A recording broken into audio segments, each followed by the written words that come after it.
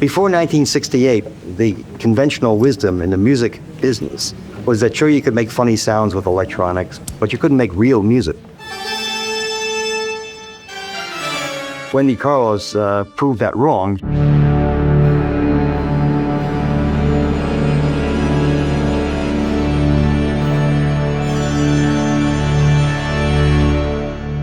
That's Bob Moog, inventor of the first commercially sold synthesizer. The Moog synth would become a mainstay of popular music in the 1970s and beyond. But before Roxy Music and Craftwork took off with it, composer Wendy Carlos expanded what was possible for the Moog and helped redefine the synthesizer as an instrument in its own right.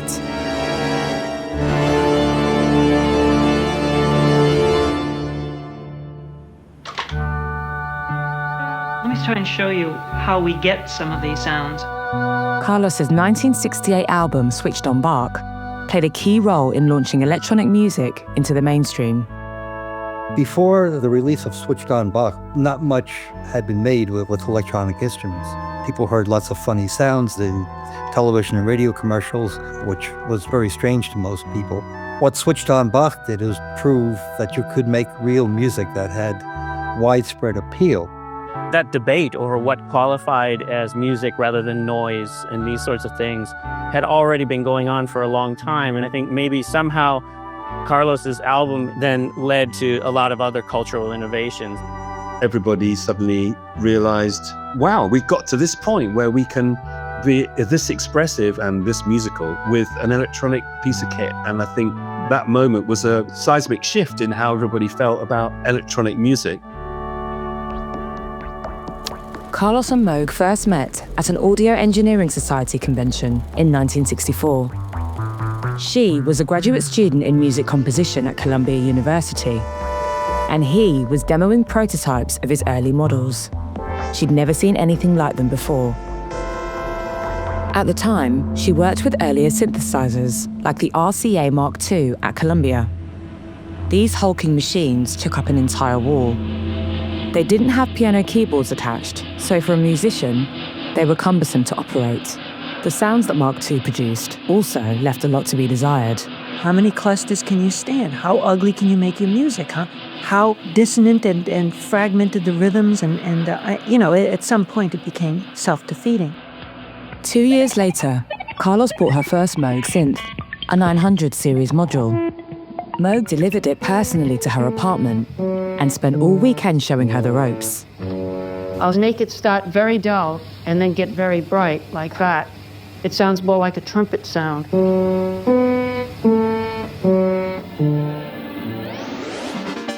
During his synthesizer's first year on the market, Moog worked closely with musicians to get feedback and make improvements. Carlos offered lots of suggestions for how the synth could better serve her needs. Many of the later Moog features, like portamento and a fixed filter bank, were her ideas. Typically, when Wendy and I got together, she would tell me what we did wrong. She would tell me what she would like to see us do. And we would go back and do it. And sometimes it took 3 or 4 times before we got it the way she liked it. She was really insisting that he think about the musician who is going to bring something to the instrument other than just pulling tones out of it. The musician is actually going to make it musical. He was the engineer who spoke music. I was the musician who spoke engineering terms. And together we were able to come up with ideas that I don't think anyone would have come up with alone. Here's Bach's Fugue No. 2 from the Well-Tempered Clavier, created on an RCA electronic music synthesizer in 1955.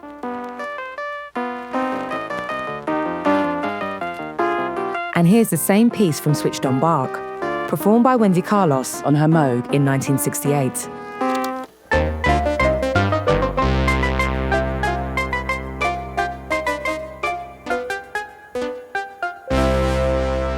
The album caught the attention of popular musicians like George Harrison and Stevie Wonder, and also perked up the ears of film director Stanley Kubrick. Kubrick hired Carlos to score his 1971 movie, A Clockwork Orange, set in an uncanny dystopian future.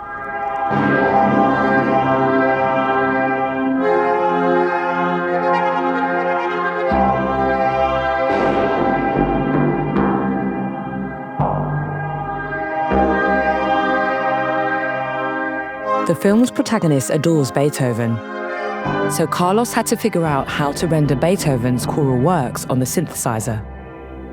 She could simulate instruments easily enough, but the human voice presented a new challenge. The Moog couldn't recreate the voice in a realistic way, so Carlos opted to split the difference by bringing in a vocoder. This time we have the vocoder set so that the speech is entirely remade out of the hiss-type energy. Originally invented in the 1930s as a military communications device, the vocoder encoded and decoded speech so it could be transmitted over long distances.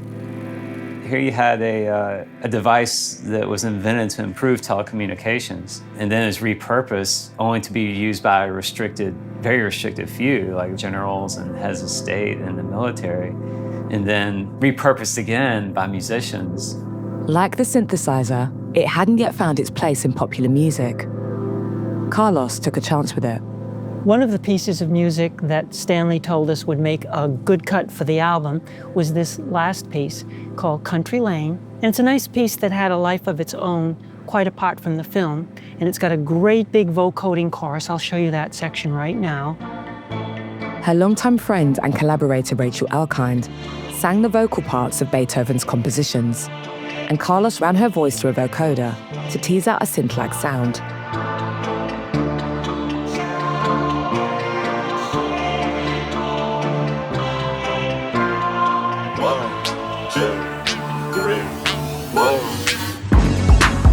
This was another musical innovation that quickly caught on.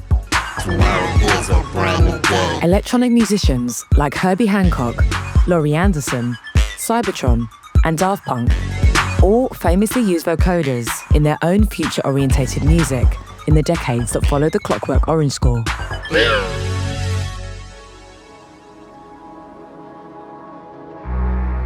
Despite her professional success, Carlos struggled with the attention her music brought her.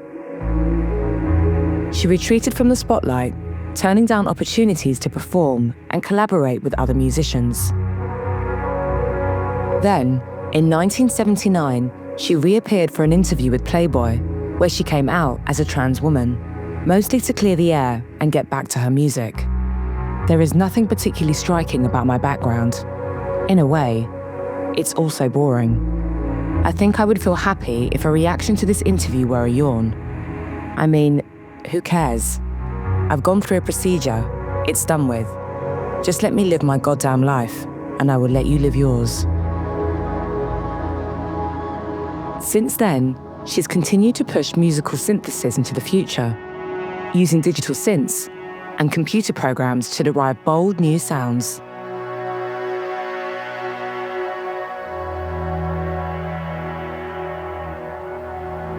Albums like Digital Moonscapes and Beauty and the Beast showcase digital synthesis and alternative tunings outside of the Western classical tradition.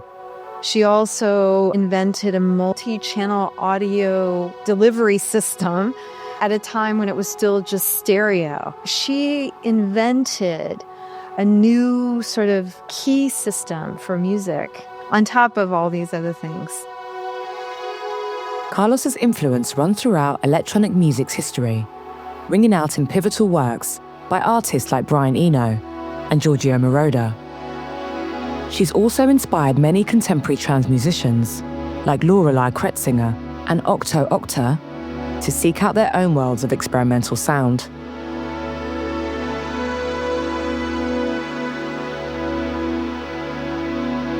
From the synths that now run across almost every laptop, to voices adorned with digital effects across the top 40, popular music wouldn't sound the way it does without Wendy Carlos.